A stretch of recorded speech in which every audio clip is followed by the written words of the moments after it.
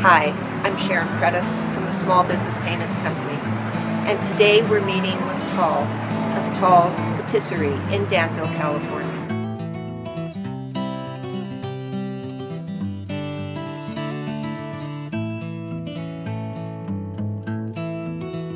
Thank you so much for meeting with me today. Absolutely. So, tell me how you're using the Small Business Workbench and some of the differences it has made for you. Okay, well, for starters, it's very quick and easy to use, which of course time is of an essence when you have a small business. Overall, what's great about it is that it helps me manage my cash flow day to day. It provides me the insight into future cash positions. What's really helpful is that when I receive orders over and above the norm workday, so to speak, because I can track and manage the fluctuations in my cash flow. And that is what I like to show you now. That's terrific. So each day before opening, I log into my own workbench through my bank, and it's important that I forecast my income and outgoing expenses. I have employees to pay, inventory to buy, and I want to plan the growth of my business too. And the workbench helps me to stay on top of the game. Okay. In fact, here's a good example. See this, in 2 weeks, my cash position will drop below $10,000, which puts me in the red zone, which concerns me because it's the day before payroll too. So, how do you plan to resolve this and get out of the red zone? So, well, there are two driving factors here. The first is that I have a payment scheduled for $1,200 on June 14th to pay for a new commercial mixer that I was planning to buy and very excited about.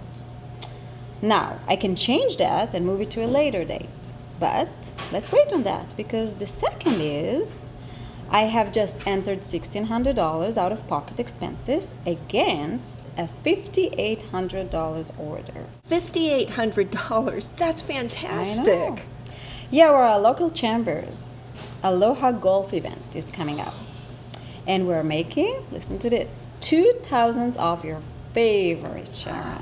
The coconut macaroons? There you go. Oh, I will so be there. They are so good. Okay, I'll shut up about the macaroons. Let's move on. Go ahead. But yes, it is big. It is big for us. And I have to rent a delivery truck and buy special gift wrapping material and fresh coconuts, etc.